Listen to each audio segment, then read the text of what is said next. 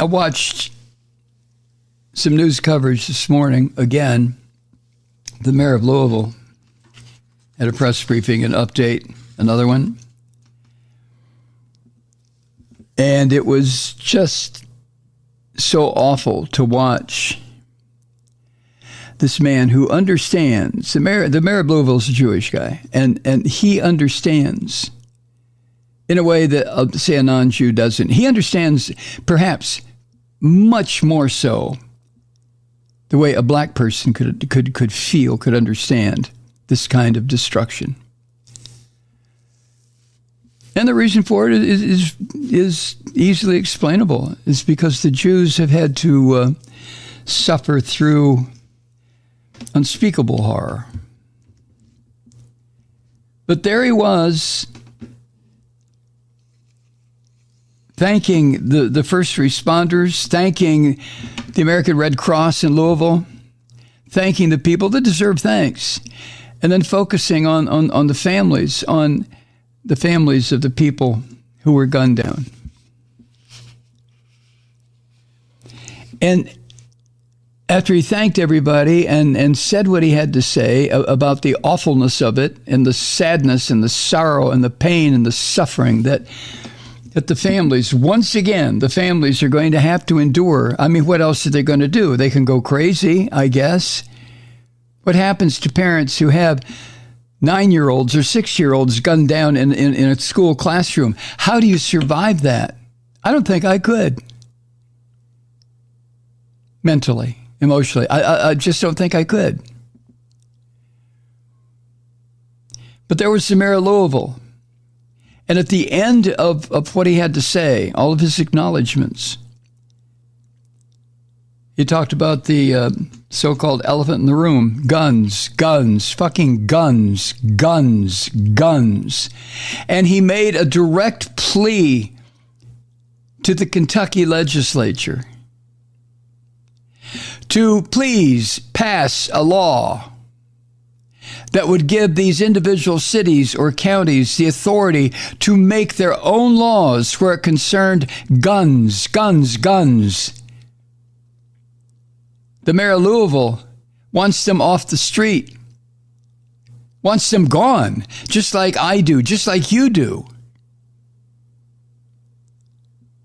But there he stood, practically begging the Kentucky legislature. They don't give a shit. The Christian fascists that run the Kentucky legislature, I'm sure off camera in the privacy of their whatever,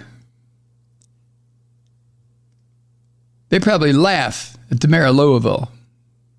Oh, did you hear that, Jew? Oh, that's funny. You take away guns. Right, okay.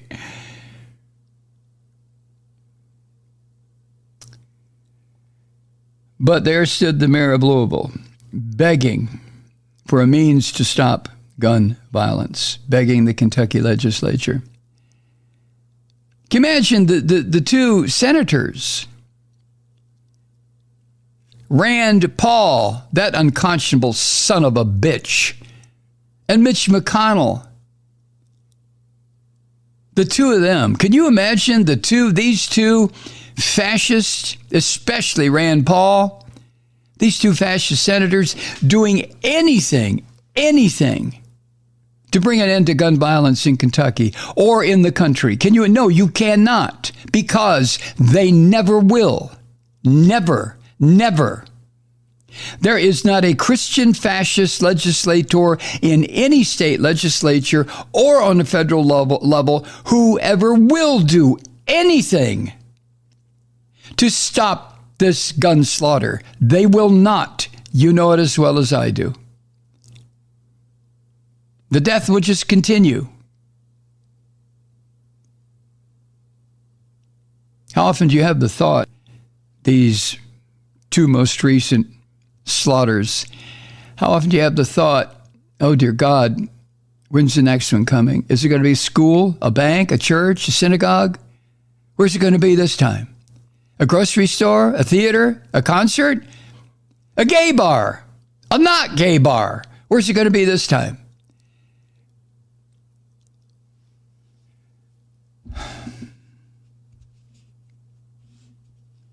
I often deal with that issue. What the issue being, what the hell is wrong with us that we have such an easily identifiable killer of children? And I don't mean to focus just on children, but the fact is, gun death is now the leading cause of death for kids. Can you fucking believe this? Gun violence, the leading cause of death for children. And we don't do anything. We don't do anything. It's easily preventable. Easily. What human being in this country needs to have a goddamn AR-15 semi-automatic weapon of war? Nobody.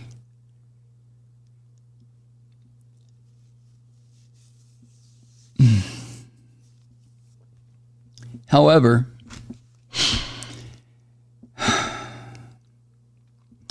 back in Nashville yesterday, it was very inspiring for me. Brought tears to my eyes to see so many white folk in that that Nashville legislative office, whatever, city council, whatever it was, voting for justice, voting to send one of the two Justin, and the other Justin, the one from Memphis, he'll get back in too. But seeing all the white people by unanimous vote, what was 34, 36, whatever it was, to nothing. Yes, you're going to take our guy back.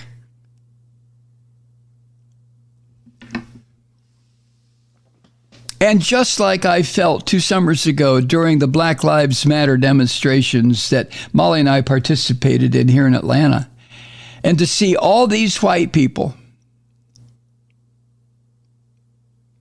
out there marching for and speaking up for and participating in rallies for justice. And it's a race thing. You know what we're talking about. You know what is being talked about when they talk about justice.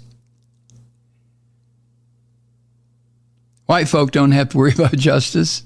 Come on. Which is not to say that some poor whites are not deprived of justice. I get that. I understand that. But we white people have a suit of goddamn armor on 24/7, 365. We do, especially when we confront law enforcement in this country. We have a suit of armor, and it's the color of our skin. We're not going to get fucked with the way black folk do. Come on, you know that. Of course you know that. I'm sorry, I don't mean to yell.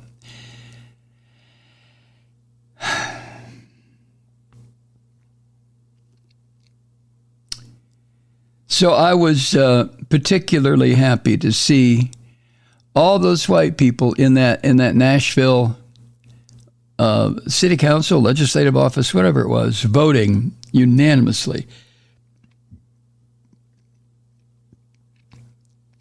to send Justin back where he belongs, to send that representative back where he belongs, and to see all those young white folk. Yeah, I've got to focus on the white folk, because the young whites, because that is where, if there ever is to be such a thing as salvation in this country, that's where it's going to lie. With young white folk and young black folk. But because white folk have that suit of armor on, they've got to be co-leaders in this. Black folk always step out in the vanguard, looking for justice, looking for equality of opportunity, looking for a good education, looking for a chance at a job. Black folk are always at the point of the spear. But white folk got to be there too, especially these young people.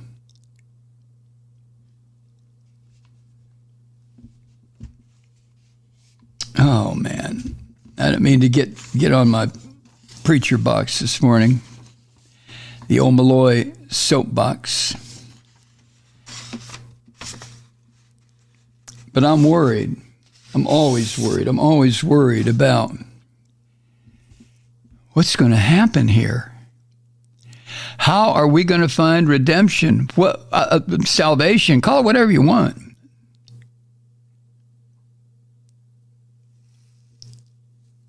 But until there is some sort of incredible change that is probably impossible, white folk are going to control the levers of power in this country. Educational power, corporate power, government power. And it's white people that have got to be educated, have got to educate themselves. We have to.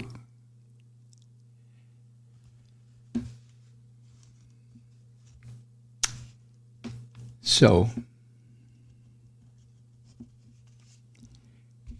it's just been, for me anyway, terribly emotional week. First, the killing of more children and 3 adults who were tending to those children.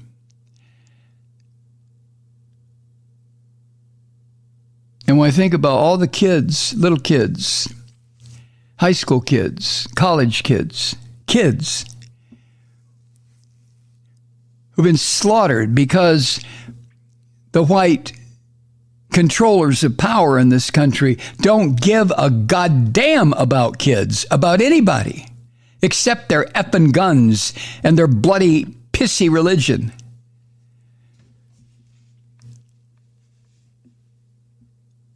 But when there are back-to-back acts of violence like this, where people die for no reason, shot down, little kids, 65-year-old people going about their goddamn business, just trying to get from sunrise to sundown without being gunned down.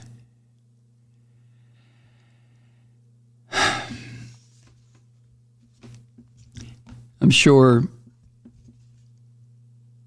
you have felt some of the same stuff. I know you have. You would be a supporter or listener to this podcast if you didn't feel some of the same incredibly strong emotions that I feel. You know, we're linked. You and I are linked. I don't care if you're man, woman, black, white, Jew, Gentile. If you listen to this podcast, you know we're linked on a certain level. We are. We just are. So I know you've been feeling some of this anguish, same as I have. I wouldn't be surprised if, like me, there have been moments in the past couple of days, several days, where you just sat there with tears coming down your cheeks. In one instance, tears coming because of the pain and awfulness of what we're being told. And the next moment, tears coming down, almost like tears of relief, or dare I say it, tears of joy, to see that maybe, just maybe, there is a way out of this goddamn horrible, swampy, white, male-dominated Christian fascist bullshit. There may be a way out, and it rests with the young people. Hi, Truth Seekers. Mike Malloy here. You know, the Progressive Voices Network brings you commercial-free commentary from today's leading progressive radio hosts and pundits, like me, Mike Malloy, 24 hours a day. I'm not your typical old guy from the 80s or the 90s talk radio host, and Progressive Voices is not your typical talk radio network. It's a listener-supported nonprofit with no corporate control whatsoever over our broadcast. So hosts like me, Mike Malloy, are free to rant and scream and carry on about whatever we like. We're often controversial, but we're never boring. Weeknights, 9 p.m. in the East, 6 p.m. in the West on the Progressive Voices Network. Always progressive, always on. I'm Mike Malloy. Keep it lit.